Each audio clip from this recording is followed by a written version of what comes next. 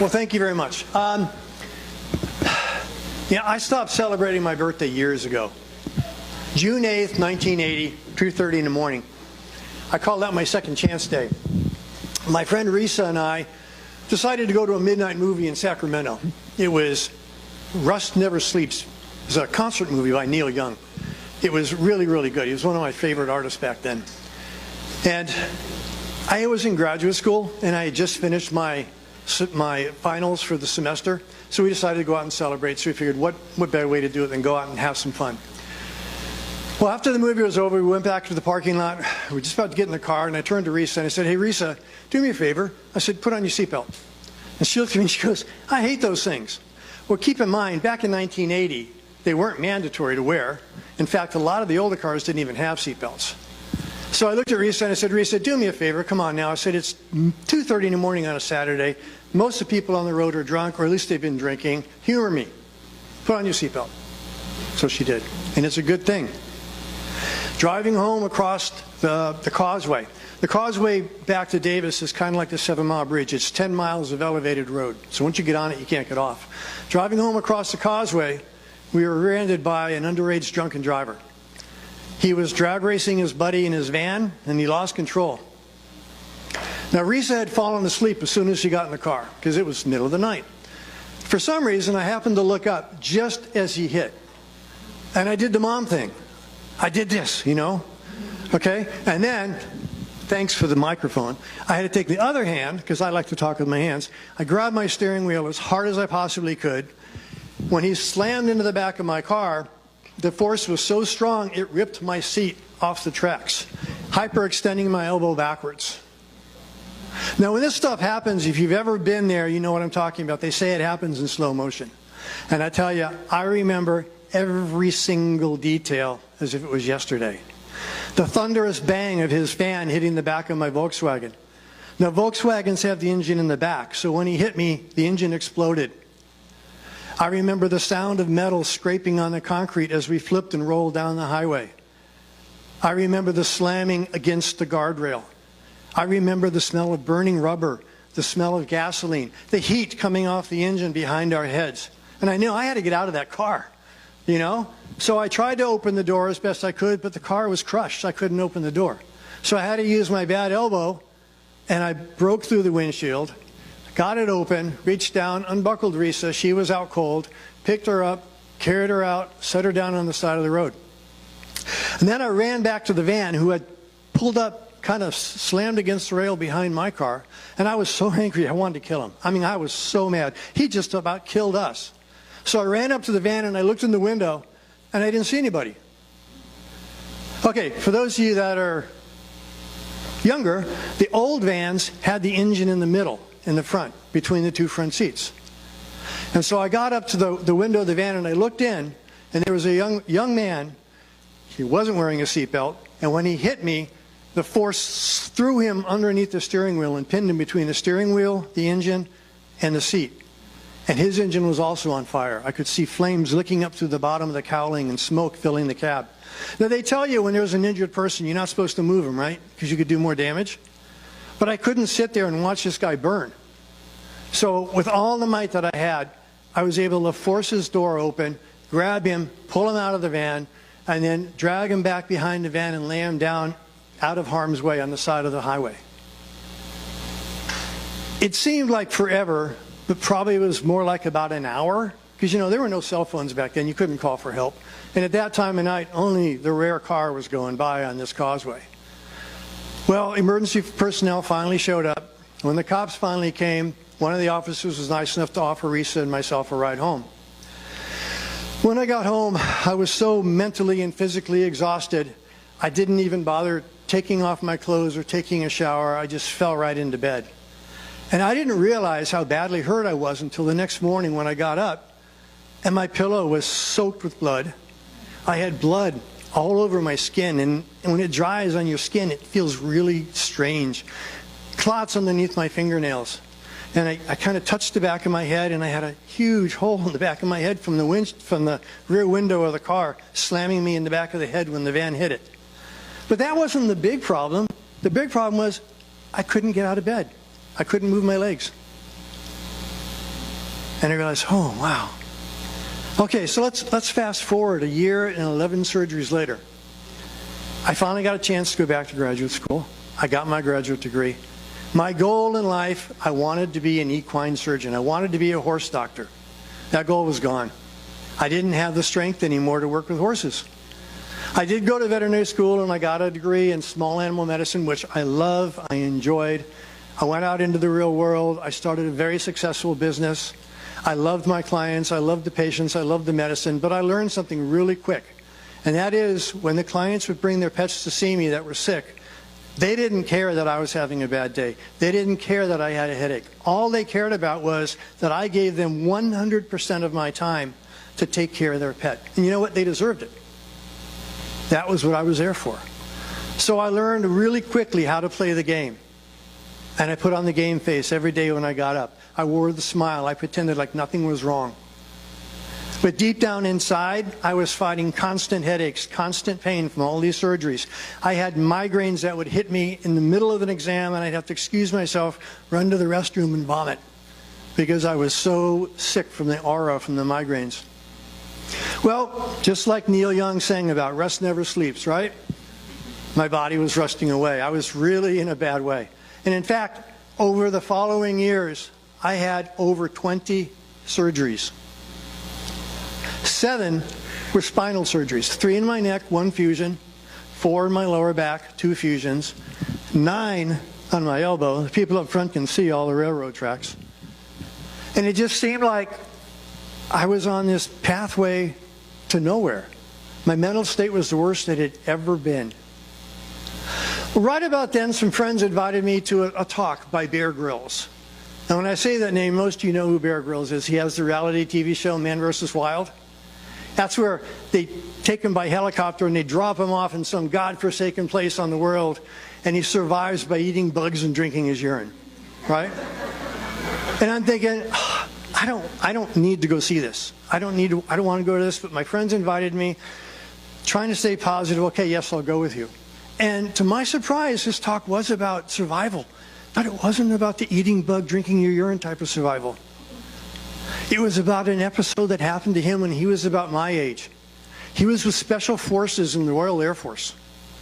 On a routine parachute jump, his chute never opened. He fell thousands and thousands of feet. And I guess you could say he was lucky. He hit the side of a mountain slope, and he slid another 2,000 feet down a snowy mountain slope until he came to rest at the bottom of the mountain. His back was severed in several places, and he was paralyzed. He ended up in the ICU. His father came and sat with him every single day, holding his hand, encouraging him on. Bear, you're going to get better. I'm not going to leave your side. You will get better. And Bear, of course, who's this incredibly fit man, not afraid of anything, laying in bed paralyzed, thinking, Dad, you're crazy. My world's over. His father said no. Well, one day he and his father were watching a documentary. It was about Sir Edmund Hillary. He's the one who was the first one to climb Mount Everest. When the show was over, his dad said, Bear, you're going to get better. And not only that, someday you are going to climb Mount Everest. But sadly, Bear's father died of cancer before he ever recovered. But Bear did recover. He went on, he went through rehab, he took care of himself, and then he climbed Mount Everest in his father's honor. He did it. I came out of that talk so invigorated and so energized, so feeling almost pity on myself, like, who am I to complain about my problems? I want to look what he went through. And I said, if Bear can climb Mount Everest, there's no reason why I can't do things like that. So I knew I needed a goal. I needed something to motivate me. And so I set my sight on Mount Kilimanjaro. It's the highest mountain on the continent of Africa, 19,341 feet. I was excited, talked to my wife about it, my best friend, my partner in life. And of course she said, yes, I'll train with you. We're going to do it together. So we recruited our dogs, Adigan and Aragon. We made them part of the training regimen. So we started out walking 1 mile a day, then 2 miles a day, 4 miles a day, 6 miles a day, 8 miles a day. But that wasn't enough. We were going to climb Kilimanjaro, so we got backpacks. So we started throwing in weights, 10 pounds, 20 pounds, 40 pounds, 50 pounds, 8 miles a day. That still wasn't enough. So then we added in cycling, and we added in Stairmasters. And you know what? We still didn't feel like that was going to be enough, because we were going to try and climb Kilimanjaro, 19,341 feet above the death zone. The death zone at 18,000 feet is where the air is less than half the value that it is at sea level. We live in Florida Keys. You can't get much more sea level than that.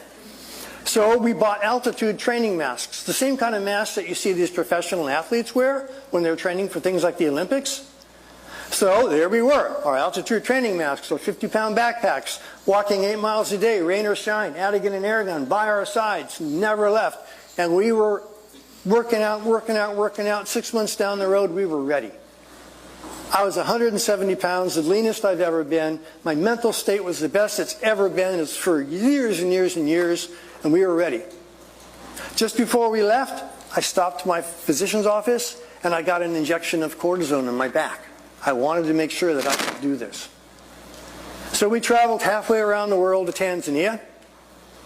And they say that every journey begins with a single step. So we had 42 miles of steps and 8 days to get to the summit of Mount Kilimanjaro. So we took off and started. With every single step, Mother Nature got more and more stingy with the oxygen. And it got more and more difficult as we progressed. But we didn't give up. We had a great team. We had a fantastic guide and porters. And finally the big day arrived. It was summit day. We were at base camp, 16,000 feet. It was minus 16 degrees. Our guide said, okay guys, 9-hour hike to the summit today, we're going to make it. So we left at 3 a.m. in the pitch black, had all of our gear on, we had our headlamps on, and we took off slowly, step by step by step, up the side of the steep mountain to the summit. About 3 hours later, we made our way through the clouds. Just as the sun was coming up, my God, I felt like we had just walked through the gates of heaven. The sky was incredible. You could see hundreds and hundreds of miles in every single direction. The air was crisp and chilled and clear. We were invigorated. It's like, we're going to do this. So we kept climbing. But with each step, the air got thinner and thinner and thinner. Right around 18,000 feet, the death zone, I started to get a headache. And I'm thinking, okay, I'm not going to ignore this. I'm just going to keep pushing forward. Shortly after that, I started getting the throbbing pains in my head. And that's the classic sign of HACE, H-A-C-E, high altitude cerebral edema. And that's when your brain has a lack of oxygen and starts to swell. HACE doesn't care who you are. They don't care if you're young or if you're old or if you're fit or if you're fat. It attacks, and it doesn't give you warning, and it kills people. Many, many mountaineers have died from HACE. And unless you turn around or get oxygen immediately and get down the hill, good chance you're not going to make it. Well, I wasn't going to quit. I didn't want to tell anybody that I was having trouble, so I stopped for a moment. I reached into my pocket, grabbed a couple ibuprofen, dry swallowed them, and I was sitting there thinking, this mountain climb is a metaphor for my life. For me, it's been an uphill battle the entire time. Pain, constant misery, constant stress, constant setbacks, but I wasn't going to give up. I owed it to my wife, I owed it to my dogs, and I owed it to myself. I looked down and I could see my dogs virtually by my side looking at me, and that way dogs look at you with love. So I took my water bottle, I took off my wool cap, I sprayed water on my head, and it instantly froze. My hair was frozen, but the cool thing was that the froze and the ice in my hair started chilling my scalp. The chilled scalp immediately started to make the pressure in my head go down.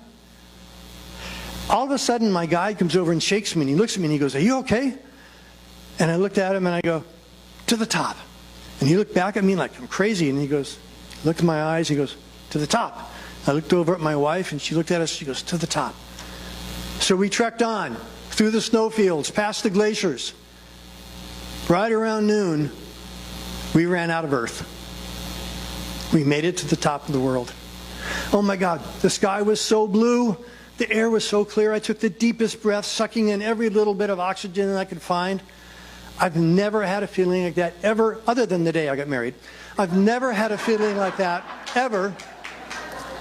And I did it with my best friend in the world. My dogs are by my side. I had a great team with us. It was just us, no other climbers on the top of the world celebrating. We laughed, we cried. We all did. Took our pictures. And I realized at that time, there ain't no mountain that's high enough that's ever going to stop me now from achieving my goals. You've got to have goals. You've got to have a purpose. Mount Kilimanjaro taught me that. And then there's one other thing I want to leave you with. I was born in the Keys. I came back. We've lived here 30 years. And we love it here. And it's our paradise. And I love the people. I love the culture. I love everything about it. So I brought a little piece of my paradise, this very flag, up to the top of the world. And I held it up high over my head in pride and showed the whole world we had done. Thank you.